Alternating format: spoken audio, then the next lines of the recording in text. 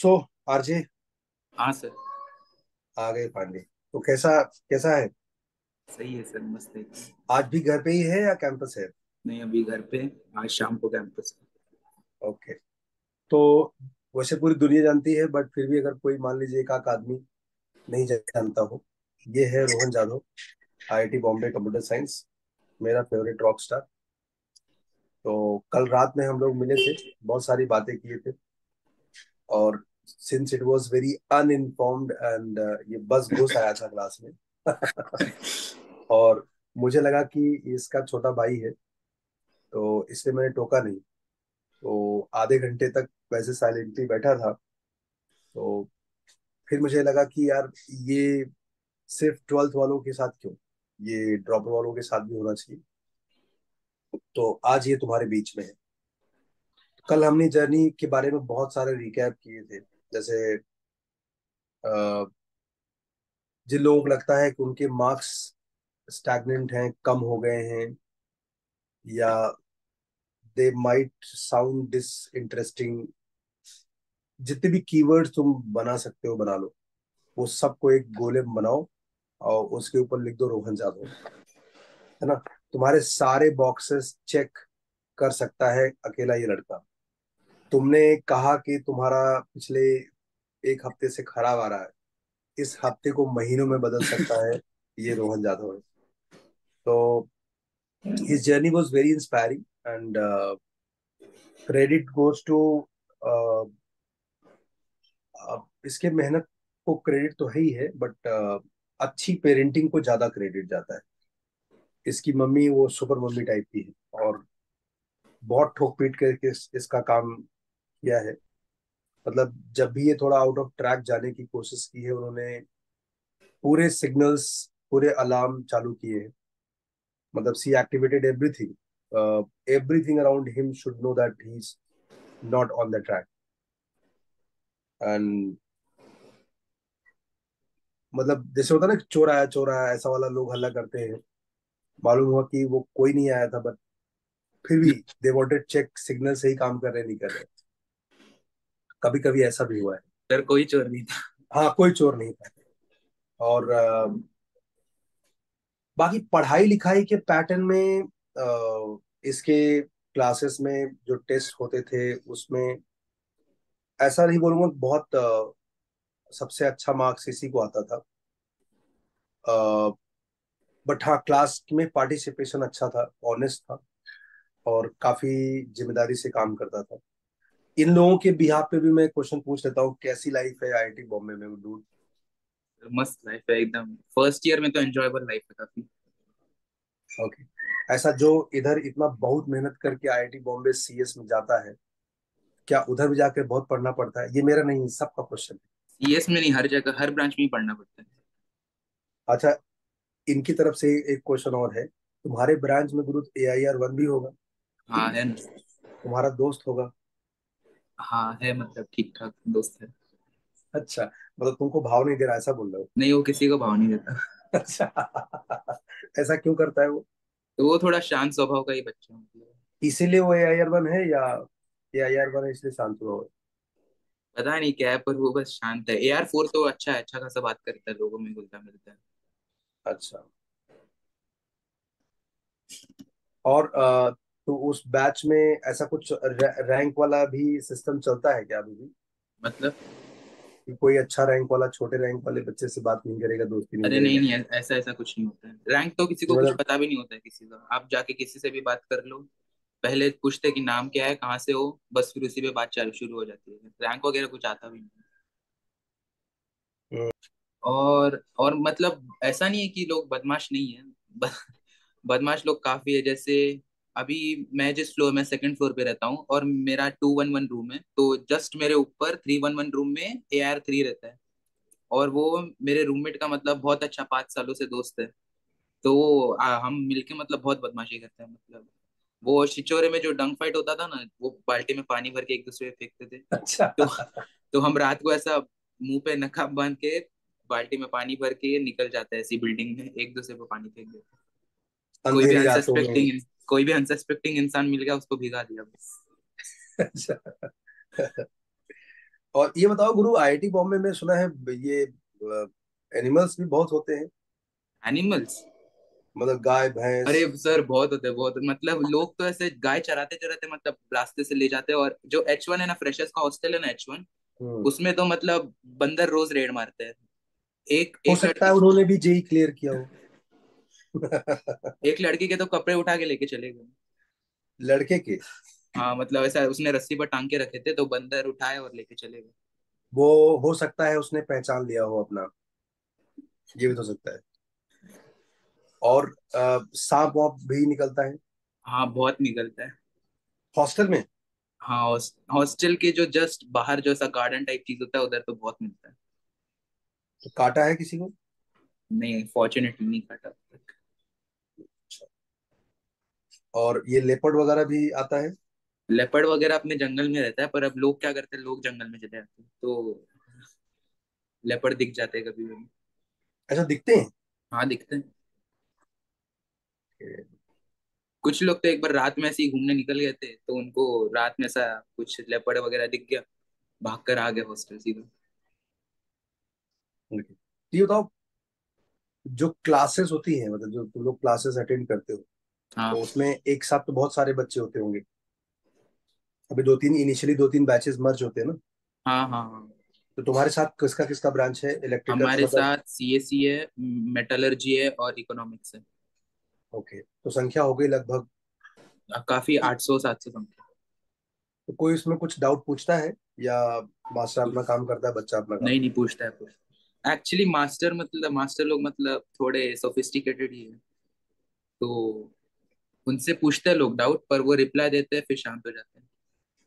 और उनका हम्म। रिप्लाई समझे ना समझे, वो भी अब आप पर है। अच्छा, समझा। तो कोई ऐसी चीज बताओ गुरु, इतनी मेहनत करके बच्चा वहां क्यों जाए? ऐसा क्या और कैरेट है? हाँ, मतलब इंजीनियरिंग जो तुम किताब पढ़ रहा है, वही किताब मैं प्राइवेटली पढ़ सकता हूँ, या किसी ऐसे ऊट पटांग कॉलेज से भी जा सकता हूँ। इतना मेहनत करके वहां जाने का क्या फायदा? पहली बात तो आईआईटी बॉम्बे, सीएससी क्यों?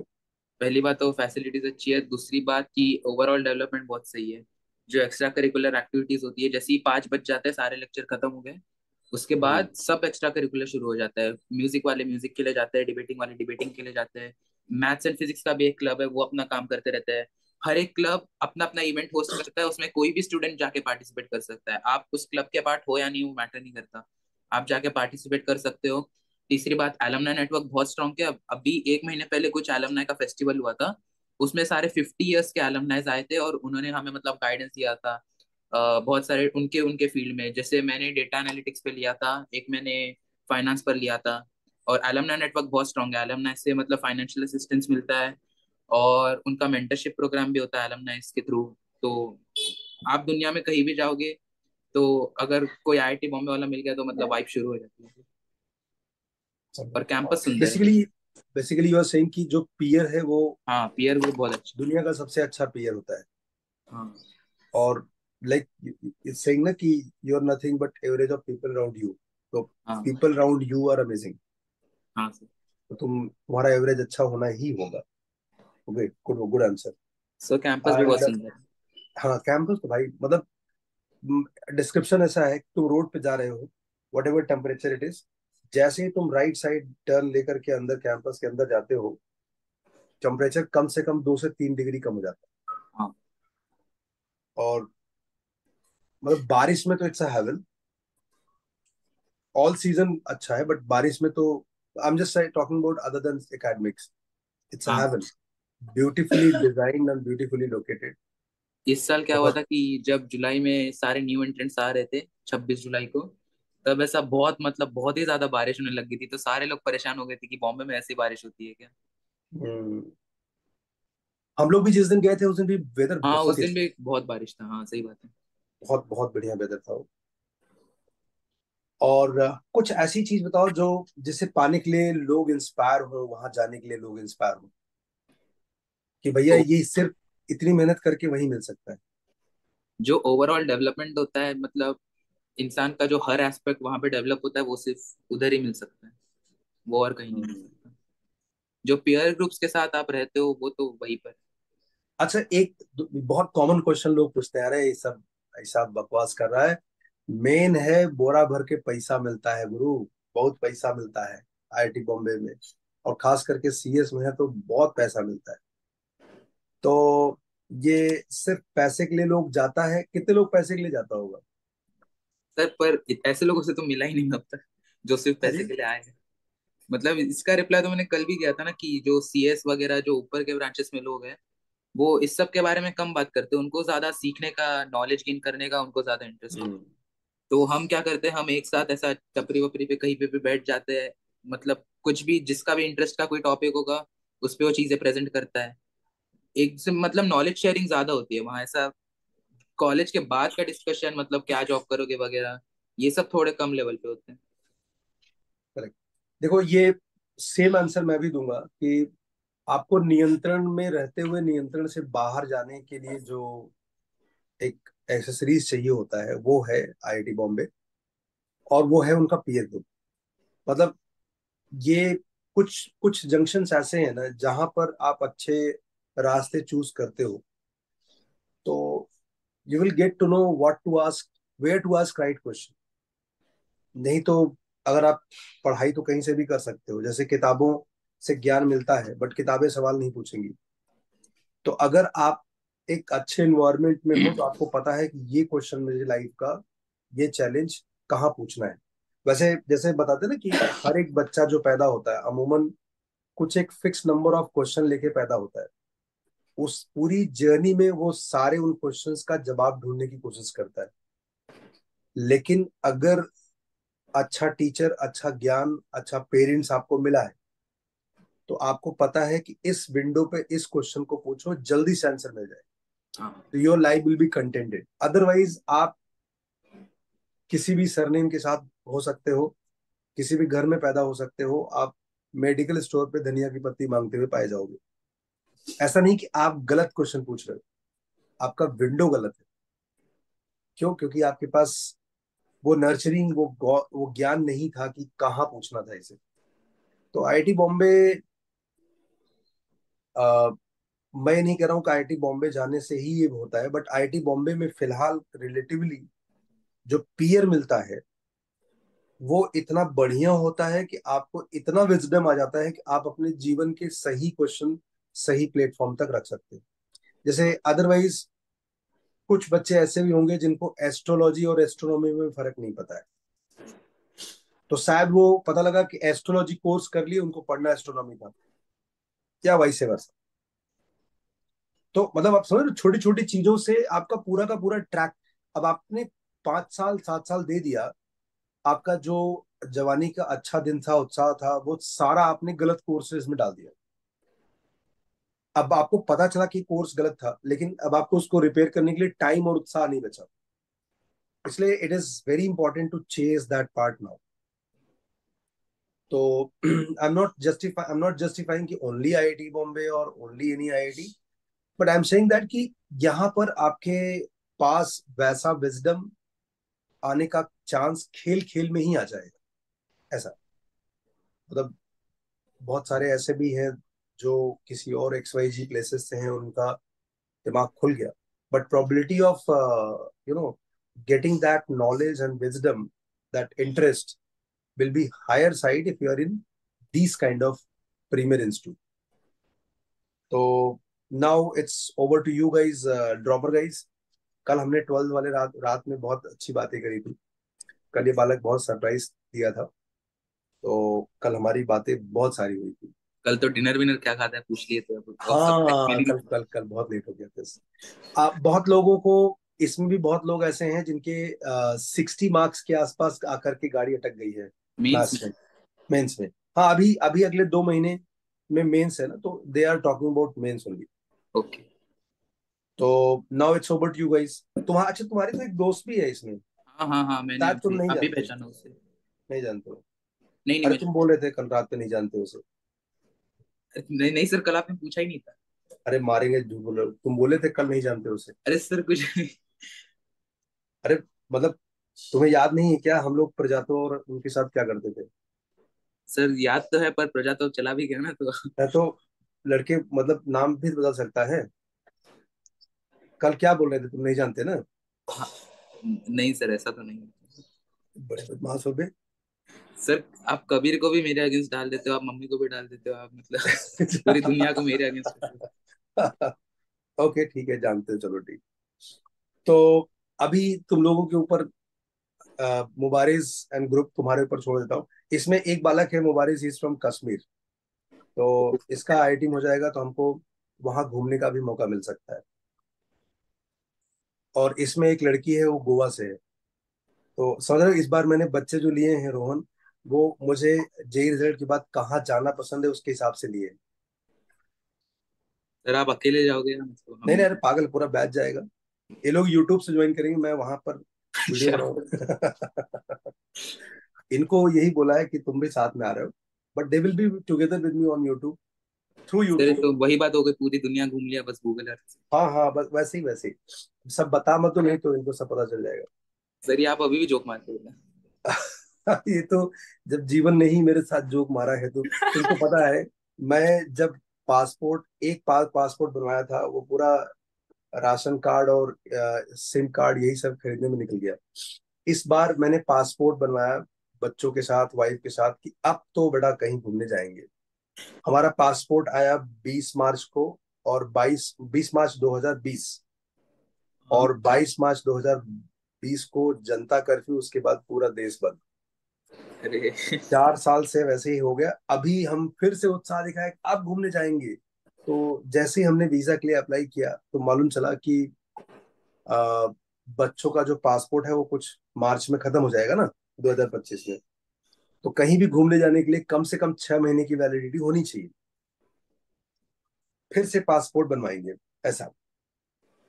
और जबकि तुमको बता दूं, लास्ट ईयर एक बच्ची थी जिसके पेरेंट सिंगापुर एम्बेसी में थे, बहुत बड़े पोस्ट पर आईएएस ऑफिसर थे। सर, अनुष्का शायद। हाँ, अनुष्का। हाँ। और इस बार भी एक बच्चा है, लास्ट ईयर भी एक बच्ची थी जिसका लंदन में पेरेंट है, मतलब दे आर वेरी इन्फ्लुएंस, मतलब वीजा उसा मिलना इज नॉट डिफिकल्ट। एक हम्म। मेरा दोस्त है, उसके अ, बहुत क्लोज रिलेटिव चाइना में सुप्रीम कोर्ट के जज भी हैं। तो समझ रहे हो, मतलब ये सब मिलना बहुत डिफिकल्ट नहीं है। लेकिन हमारा बन ही नहीं रहा है गुरु। हम जा ही नहीं, हम भूटान नहीं जा पा रहे हैं, हम नेपाल तक नहीं जा पा रहे हैं। हाँ सर, सोच, कल आप बता रहे थे कि जो वाराणसी और पटना से मतलब बहुत पास है, तो कितना पास है मतलब वाराणसी? वाराणसी, अगर आपका सामान सुरक्षित रहा तो बहुत पास है। अच्छा।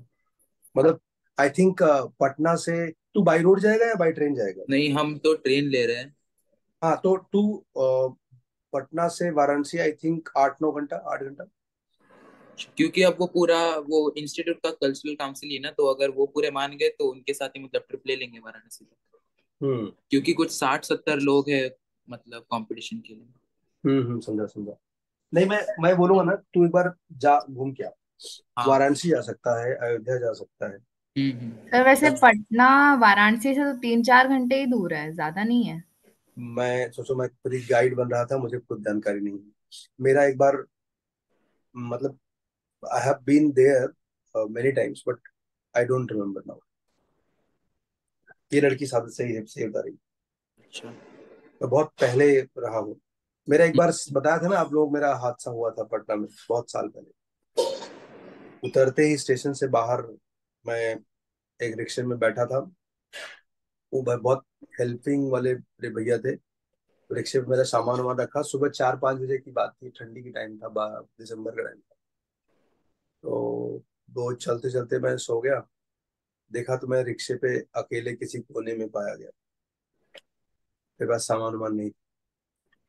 कुछ ऐसी यादें थी पिछले में। बट अभी काफी चेंज है अभी, शायद बता के करते होंगे। सर तो आप छोड़ के सब कुछ चोरी कर लिया।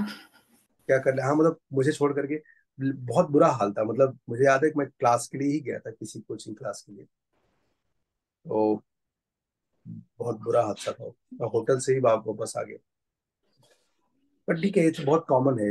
हर स्टेशन पे इस टाइप के लोग होते हैं, वेलकमिंग लोग। तो चलो, it's over to you guys, Mubariz and group. आप लोग जो भी डाउट पूछना है अपने पूछो। मेंस के 2 महीने पहले इसी टाइम पे आपका क्या मॉक स्कोर आता था मॉक टेस्ट में? हाँ, ये बहुत ही अच्छा प्रश्न है गुरु, बहुत मोटिवेटिंग है। इसका आंसर भी बहुत बहुत ही मोटिवेटिंग है। बता लड़के। मतलब जो कोचिंग में होते थे उससे तो शुरू 120 से हुआ था, फिर कुछ 140, 160, 170, ऐसे ऐसे बढ़ते बढ़ते बढ़ते फिर कोचिंग के टेस्ट में मैक्सिमम जो मैंने वगैरह मॉक PYQ जो मिलके दिया था उसमें मेरा मैक्स कुछ 240 तक गया था बस। मीन्स में? हाँ, मेंस में। ये लास्ट लास्ट की बात कर रहा है। हाँ, एकदम लास्ट लास्ट की 2 महीने पहले तो बहुत बुरा हाल था। मैथ्स का दे रहा था तो उसमें 60, 64 ही कुछ आ रहे थे, और ओवरऑल टेस्ट में फुल सिलेबस में 120, 150 आ रहे थे। यार एक बच्चा एक, इसमें है, मतलब बहुत फेमस बच्चा है। मैं सिक्योरिटी रीजन उसका नाम नहीं बता सकता हूँ। हाँ। मतलब अभी सोचो ना, इंडिया में एक बहुत बड़ी शादी हुई थी, हाँ, तो अब बस इतना ही बता सकता हूँ।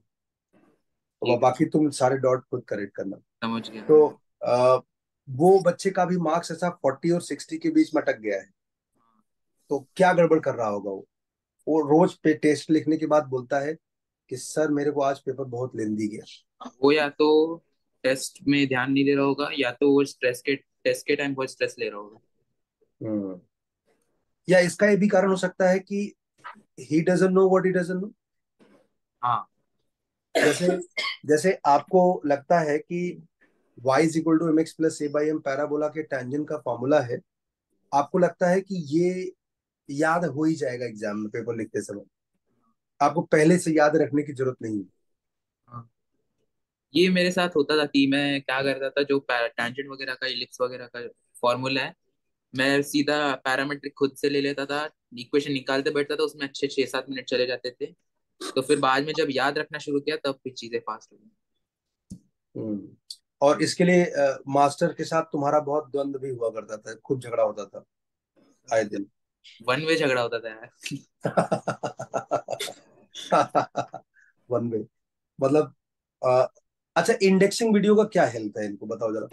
इंडेक्सिंग वीडियो का हेल्प है कि जो आपको एक एक पर्टिकुलर सेट ऑफ मैथ में, जैसे अलजेब्रा है, उसमें जो जो चैप्टर में जो जो टॉपिक आपको हाईलाइटेड है कि ये आपको ऐसा रिकॉल हो जाता है कि इसमें ये चीजें है, ये मुझे करनी है, ये मुझे याद है, ये मुझे याद नहीं है।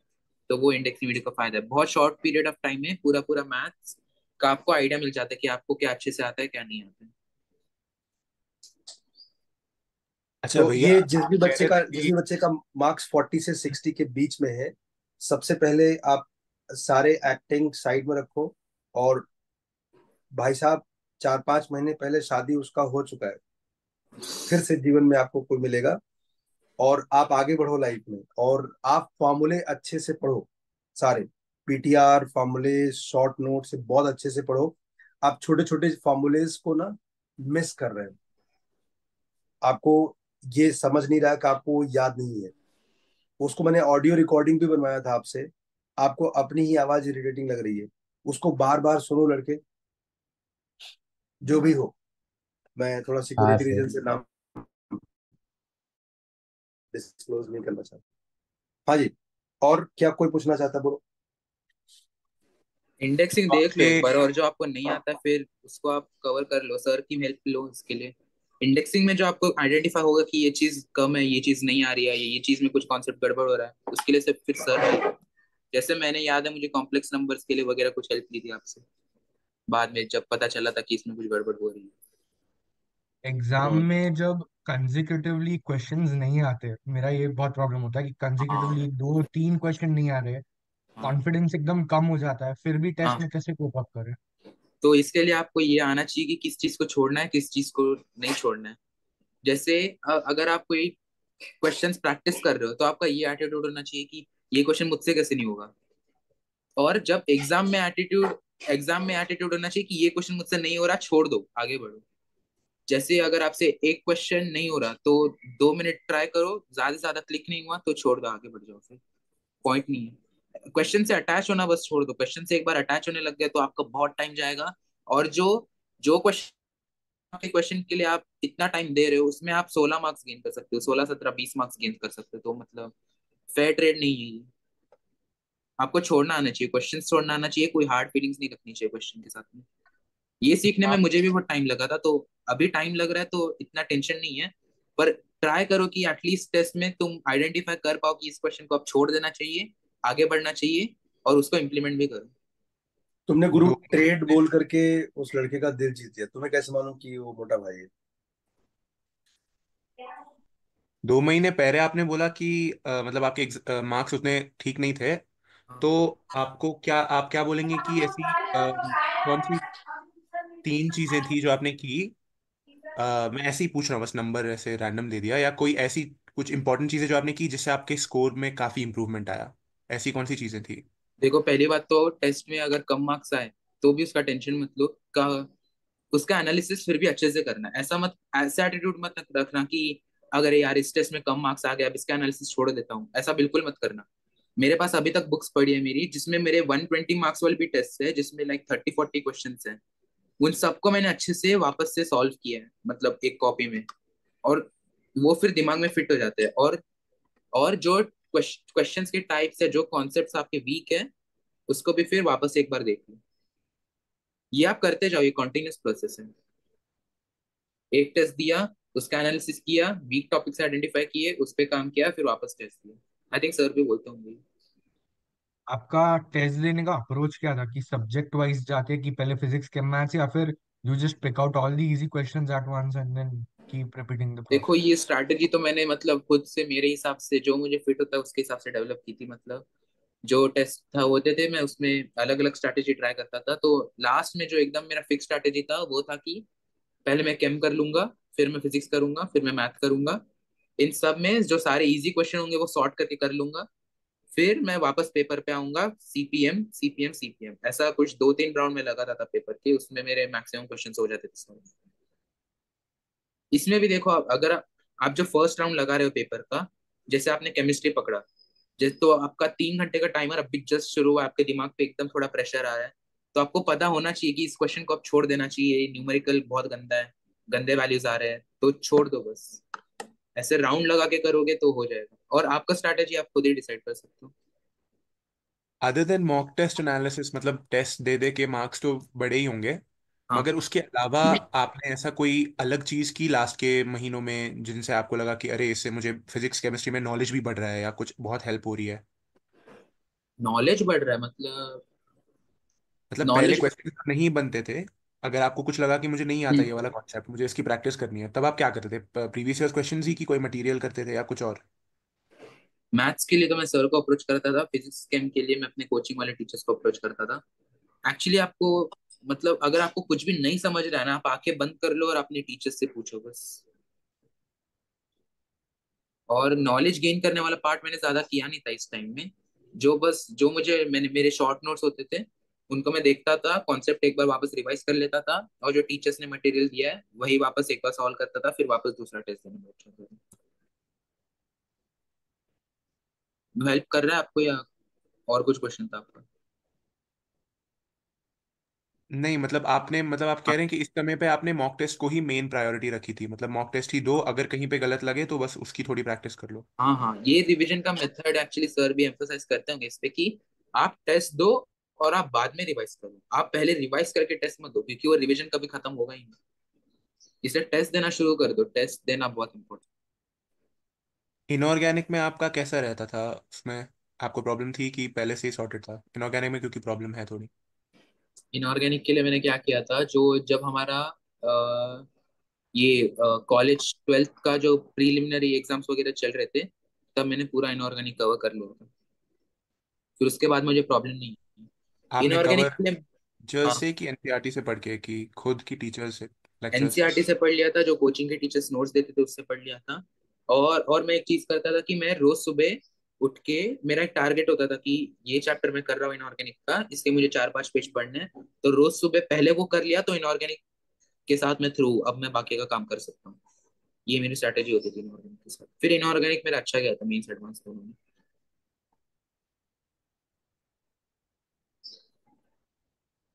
आपके पास नोट्स है इनऑर्गेनिक वगैरह के? नहीं, ऐसे प्रॉपर नहीं, नोट्स तो नहीं है। प्रॉपर तो नहीं है। प्रॉपर नहीं है? कोचिंग ने नहीं दिया कुछ? हम ड्रॉपर्स हैं। कश्मीर में कोचिंग ही नहीं है। ओके, तो आप एनसीईआरटी को रेफर कर सकते हैं। एनसीईआरटी का कोई भी इनऑर्गेनिक का चैप्टर उठा लो, और एक्चुअली अब तो मेंस की बात चल रही है ना, तो अब तो एनसीईआरटी ही मेन है।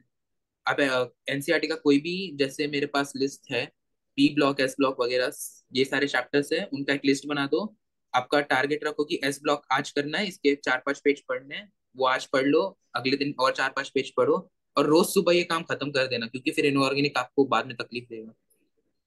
इनऑर्गेनिक के साथ थ्रू हो जाओ जितनी जल्दी हो सकता है। एनसीईआरटी इतनी बड़ी है कि जस्ट जब टेस्ट होगा, जब हम्म। मेंस के 1-2 हफ्ते पहले मैं प्रेप कराऊंगा, तो पूरा एनसीईआरटी रिवाइज करना would be a very bulky task. तो उस वक्त एनसीईआरटी रिवाइज करना अच्छा है कि खुद के नोट्स? अच्छा है अगर आपने चीजें हाईलाइट करके रखी, हाइलाइटर यूज करो एक, जो आपको पॉइंट लग रहा है कि इसका बॉइलिंग पॉइंट इतना है, बोरॉन का ये प्रॉपर्टी एल्यूमिनियम से अलग, ये डायगोनल रिलेशनशिप है, क्यू है इस वजह से, चार्ज डेंसिटी की वजह से है, वो प्रॉपर्टी आप ऐसा हाईलाइट करके रख दो, और मेंस के 1-2 हफ्ता पहले बस वो हाईलाइटेड क्वेश्चंस पढ़ लो। मैंने यही किया।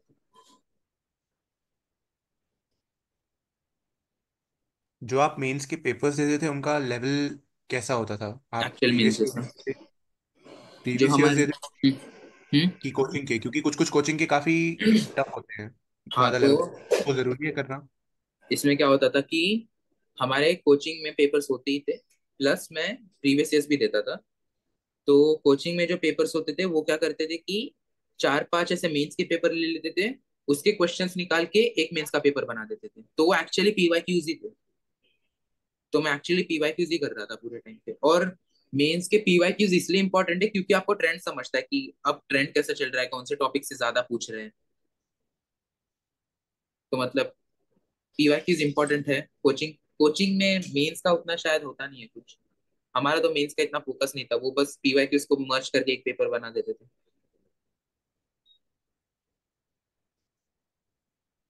अच्छा, जैसे आपने पेपर दिया हम्म। और आपको, जैसे आप फिजिक्स में कुछ कर रहे हैं और आपको रोटेशन का कोई सवाल नहीं बन रहा, आपको लगा कि मुझे ये वाला कॉन्सेप्ट बहुत वीक है, तो आप क्या करोगे उसके बाद?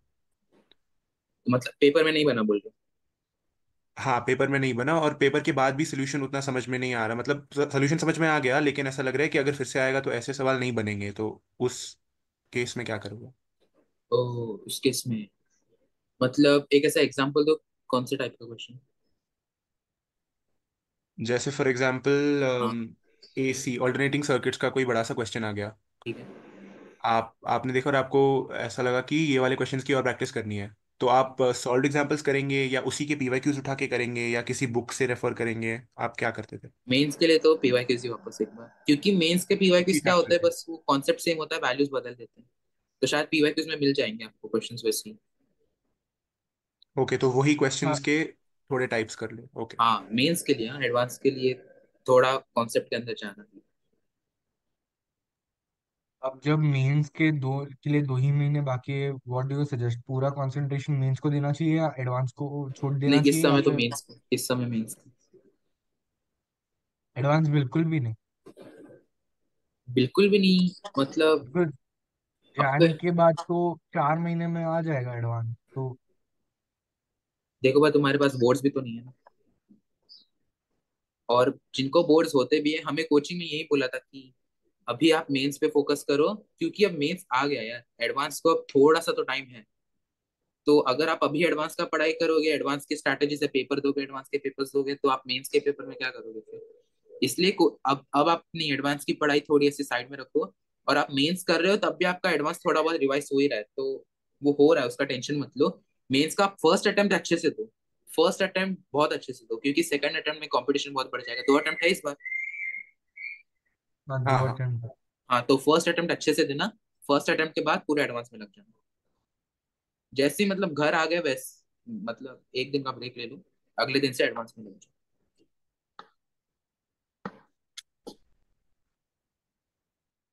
मुझे अभी भी सॉरी अगर मैं रिपीट कर रहा हूँ बार बार क्वेश्चन, मगर हाँ हाँ। आप इस समय पेपर्स और पेपर के एनालिसिस के अलावा एसेंशियली कुछ और नहीं कर रहे थे? आप सिर्फ पेपर दे रहे थे मेंस का, देख रहे थे क्या नहीं बना मेरे से, और वो वाले क्वेश्चंस फिर से प्रैक्टिस कर लिए, और इनऑर्गेनिक सुबह उठ के वैसा? नहीं, डांट भी खाता था। इस टाइम नहीं, पे डांट भी एक्स्ट्रा, खाता लेकिन जैसे प्लान्स बनाते हैं ना बच्चे के, अच्छा दिसंबर में हम लोग पूरा एक बार सारे PYQs chapter wise go through कर लेंगे केमिस्ट्री या किसी भी सब्जेक्ट में, अलग से पेपर के अलावा, या कोई बोलते हैं कि मैं संगेज करूंगा एक बार सॉल्व एग्जाम्पल सब वो जा करके। वो थोड़ा ट्रैप है उसमें मैं भी फंसा था। मैंने सोचा था कि मेंस का पूरा इतना मोटा पीवाई का बुक में कर लूंगा, नहीं हुआ तो मुझसे। लेकिन तुमको बताऊं गुड न्यूज रोहन, क्या? इन लोगों ने 2023 तक लगभग लगभग 2023 के सारे पेपर्स टिल हाँ, सारे मेंस के पेपर पेपर के फॉर्मेट में सॉल्व कर लिया है। मतलब मैथ्स या तीनों सब्जेक्ट? मोस्टली मैथ्स, मतलब केमिस्ट्री फिजिक्स भी किया है। जैसे गाइस तुम लोग बताना मुझे, मैथ्स में मुझे लगता है more than 100 papers we have done. Physics और केमिस्ट्री में शायद 40-50 कर लिए होंगे। Is it correct? हाँ सर। ओके। मैथ का और पूरा लेआउट समझ में आ गया है कि मतलब क्या हो रहा है क्या नहीं हो रहा है, वो ऐसा लगता है कि वापस फ्लैशबैक हो रहा है जो कल किया था। सर बस वैसा मुझे वो एक केमिस्ट्री सवाल में भी था। हो गया है क्लिक, जैसे हम लोग हाँ हाँ, मैथ्स एक में प्रिडिक्ट करते हैं।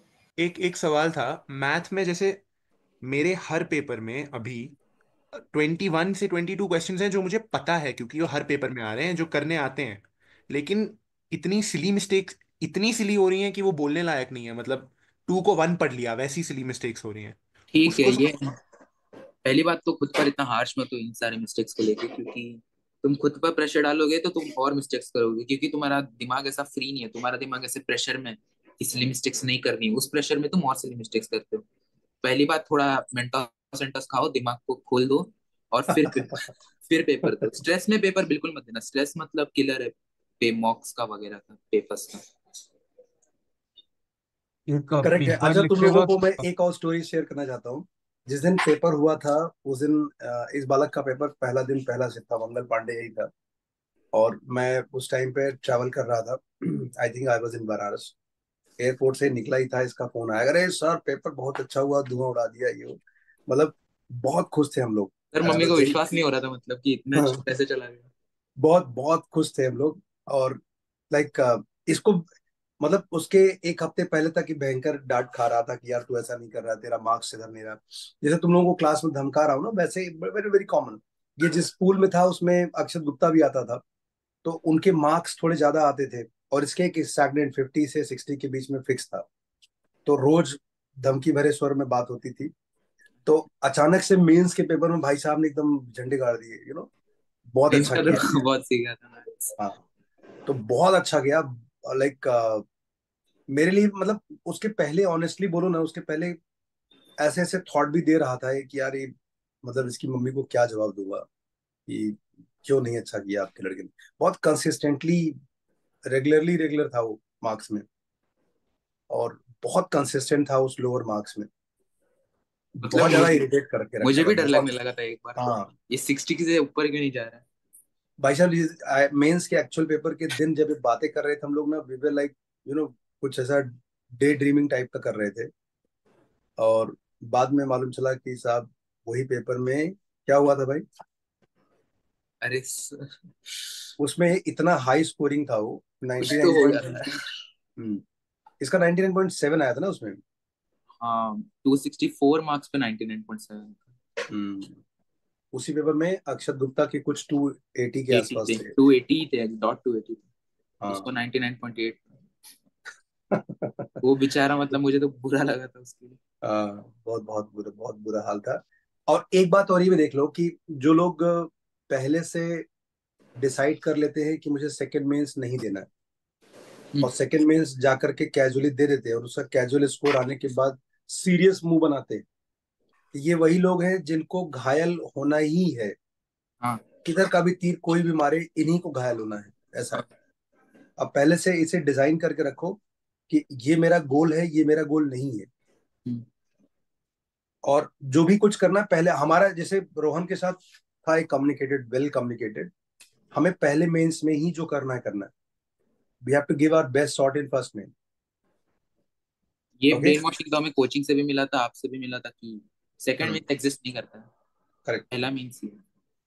और ये भी सही है कि जो क्लास में अभी टेस्ट में बहुत अच्छा परफॉर्म्स कर रहे हैं, वो उनका अच्छा होगा, लेकिन इसका मतलब नहीं जो कम परफॉर्म कर रहे हैं उनका बहुत खराब होगा। हाँ सही है। क्योंकि ये जिस टेस्ट पूल में थे उसमें बहुत सारे बच्चे थे जो रात वाले टेस्ट में बहुत अच्छा करते थे, बट एक्चुअल मेंस में तुम्हारा स्कोर उनसे कहीं ज्यादा था।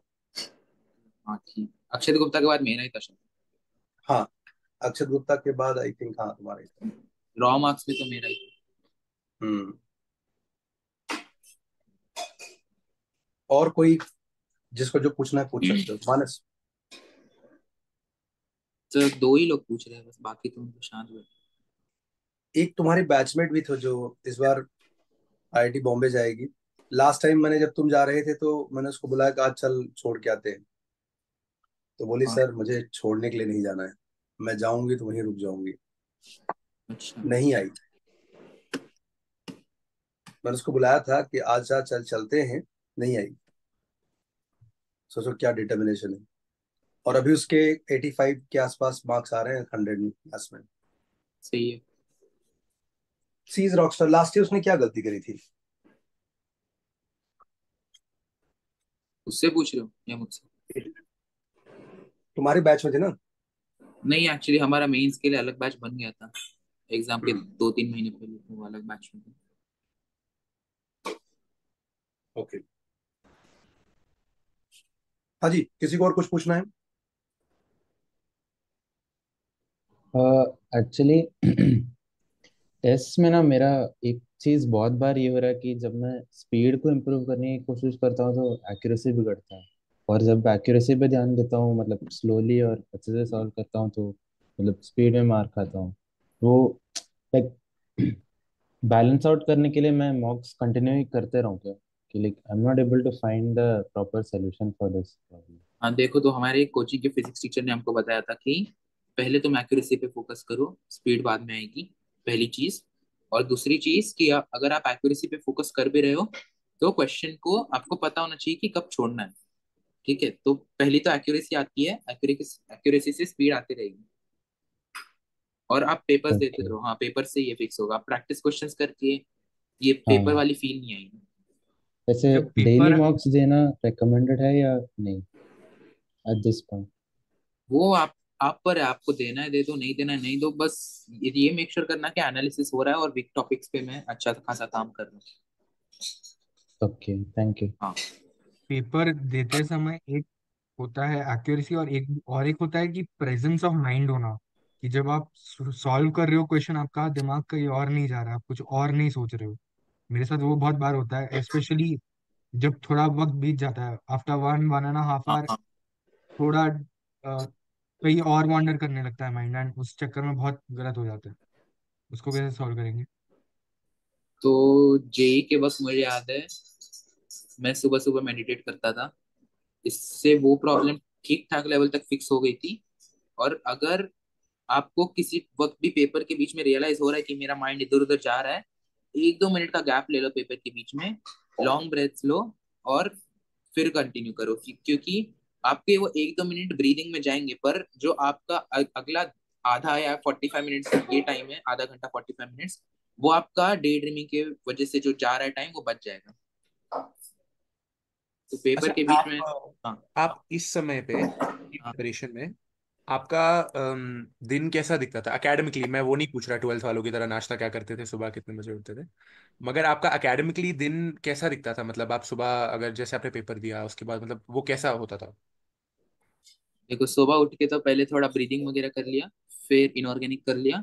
अगर जो मैंने कल पेपर दिया था उसका जो अगर वीक टॉपिक्स कुछ बचे तो वो सुबह में कर लिए। फिर मेरी क्लास होती थी, मैं क्लास जाता था, क्लास होती थी कुछ 5 बजे, तो 5 o'clock को मैं घर पे वापस आ जाता था। शाम को सूरज सर का पेपर देना होता था, तो फिर मुझे जो एक पेपर है वैसा बीच में फिट करना होता था कि कब देना है, तो वो बीच में कभी फिट कर लिया तो वो पेपर दे दो। फिर बाद में क्लास सर की क्लास अटेंड कर दी, और फिर उस पेपर को एक बार ऐसा गो थ्रू कर लो कि इसमें वीक टॉपिक ये है, ये नहीं हुआ, उसका सोल्यूशन देख लो।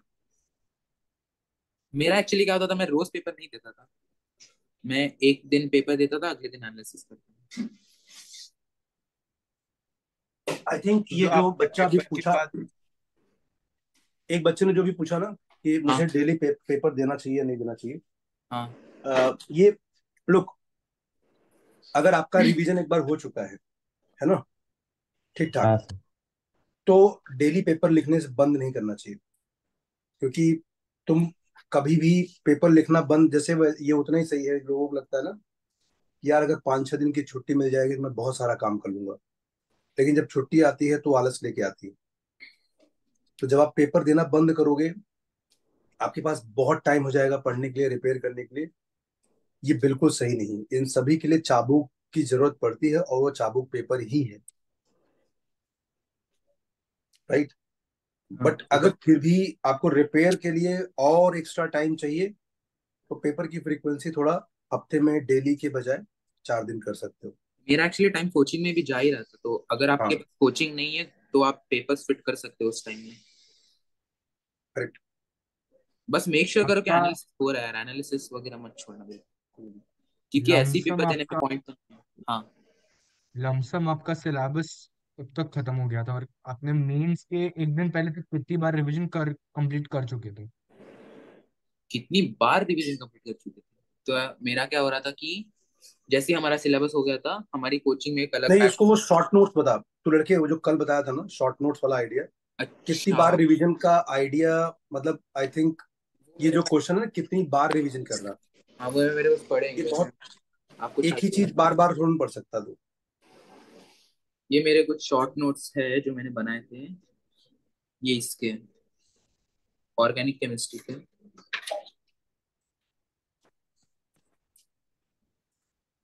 ये है जैसे, बुलेट पॉइंट्स। हाँ ये बुलेट पॉइंट्स है, सारे रिएक्शंस है, रिएक्शंस के मेन पॉइंट्स है ये। अल्डिहाइड्स कीटोन्स के हैं। तो ये मतलब बस 2 पेज के, 2 पेज में पूरा चैप्टर रिवाइज हो जाता है। ऐसा कुछ आप ये कर सकते हो। एक लड़का मैसेज कर रहा है कि इसका दोनों पेज अगर बुक से फाड़ के देना हो तो कैसा कैसे करना पड़ेगा? घर पे आ सकते हैं इसके? हाँ वो घर पे आओ, बस अंदर नहीं लूंगा। ओके, आ तो हाँ, तो शाम कैंपस आ जाएगा। मतलब वो बोल रहे हैं कि इसका फोटो मिल जाएगा क्या? हाँ मैं भेज दूंगा, चाहिए होगा तो। ठीक है, वही पूछ रहे हो। अच्छा, हाँ जी, मुझे वही अगर चाहिए आप था। पेपर देते थे और आपने जैसे एल्डिहाइड कीटोन, जैसे आपने शॉर्ट नोट्स बताया, आपने देखा कि एल्डिहाइड कीटोन्स का कोई रिएक्शन वाला सवाल नहीं बना, आपने वो वीक टॉपिक्स में लिख लिया, फिर अगली सुबह जब आपने वो रिवाइज करने बैठे तो आपने पूरा चैप्टर देख लिया शॉर्ट नोट्स वाला, कि खाली वो कॉन्सेप्ट? वो कॉन्सेप्ट से पूरा चैप्टर ओके। क्यों देखोगे यार, मतलब बाकी चीजें आ रही है, वो एक चीज नहीं आ रही तो वो एक नहीं, वो चीज। कॉन्फिडेंस नहीं रहता ना कि अगर एक चीज नहीं आई तो मे बी बाकी चीजें भी भूल गई होंगी, तो देख लेंगे। तो इन चीजों में आपको मैंने थोड़ा नोटिस किया मेंटली है, स्ट्रांग होना पड़ता है। क्योंकि जब कि वैसे करते हैं तो फिर टाइम ही नहीं बचता सारे हाँ, कि वीक वीक। पूरा चैप्टर छोड़ना है, बस एक चीज जो नहीं आ रही वो देखनी है। ओके।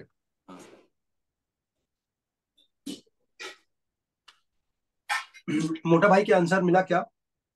उनका क्वेश्चन था कितनी बार रिवाइज किए हो तुम मेंस के पहले। अच्छा, कितनी बार रिवाइज किए हो? तो कोचिंग में हमारा एक बैच बन गया था जो एक बार रिवीजन कर रहा था सिर्फ, और बाकी का रिवीजन मेरा पूरा पेपर्स के थ्रू ही था। तो कितनी बार ऐसा तो आइडिया नहीं है, बस इतना याद है कि वीक टॉपिक सारे रिवाइज कर लिए थे।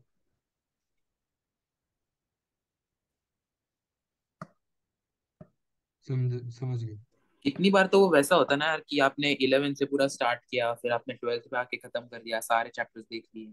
वो करने में थोड़ा कम पॉइंट है, क्योंकि पूरा सिलेबस क्यों देखोगे। ये वैसे ही क्वेश्चन हो गया कि आप अपने इस 2 साल की जर्नी में पेरेंट्स से कितनी बार पिटे हो। हाँ वो तो मतलब गलती होने पे ही पिटते हो, ऐसे रेगुलरली थोड़ी पिटते थे। हम्म। मोटा भाई, इसका रिकॉर्ड है अपने पास? कल शाम वाला छोड़ करके।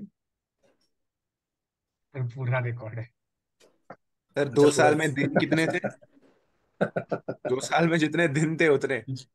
हाँ, मम्मी वाला छोड़ दो। मम्मी वाला तो जितने दिन में, दिन को ऐसा 5-6 से मल्टीप्लाई कर दो, नहाने के लिए, खाने के लिए, लेटे रहने, पड़े रहने के लिए सोफे पर, 2 रोटी कम खाए ले मुंह से, है ना?